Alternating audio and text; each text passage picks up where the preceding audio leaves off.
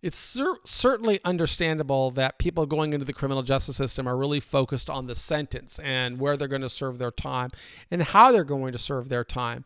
But for most people, there comes a time when they get out of prison and they go through this period that's called supervised release.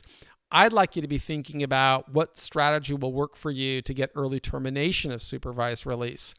I went through 26 years in prison, but because of the seeds that I started to sow very early on in my journey in prison, and also when I was in the, the residential reentry center, the halfway house, all of that work advanced me as a better candidate. And then after a year, the U.S. attorney from my district in San Francisco submitted me for early termination of supervised release of her own accord. Well, I had to sow a lot of seeds to make that happen. What were the seeds that I sowed? Well, while I was in prison, I got an undergraduate degree. I got a master's degree. I published a lot of books. I built relationships with universities. All those were seeds. Then because I sowed those seeds while I was in prison, San Francisco State University reached out and offered me a job to be a professor at the university when I got out of prison. So I was teaching, and I taught this course called The Architecture of Incarceration within weeks of getting out of prison. And when I was teaching this class, I would reach out and I would invite, law enforcement to come to my class and speak. And I would try and present to the students why we incarcerate more people per capita than any other nation on earth, why we need reforms that would allow people to, as I wrote in my book, Earning Freedom, we should have reforms that encourage people to work toward earning freedom rather than just serving time in prison.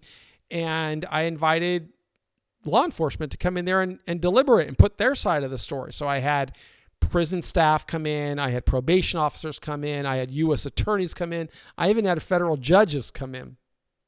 And that allowed me to build those relationships, and they got to know me, like me, and trust me. And as soon as I had a year of living in society, they said, I think we're going to submit you for early termination of supervised release. I didn't even ask for it. And I got a letter, and you can see the letter from U.S. District Court, Central District of California, that granted me early termination.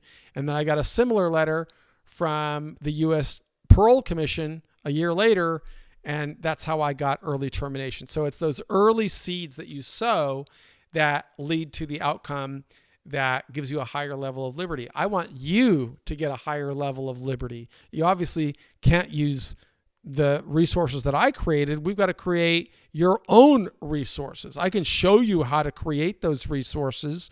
I can give you tools to help you create those resources. But at the end of the day, you've got to build a body of work that will advance you as a candidate for early termination of supervised release. You could learn all of that through the courses that we create. You could learn how to do it at prisonprofessors.com. Won't cost you a penny, unless you hire one of our mitigation experts. But this is never about us. It's always about you. And I just want to encourage you to do the best that you can using these tools, tactics, and resources to help yourself. I am Michael Santos. I believe in you. Be well. Bye.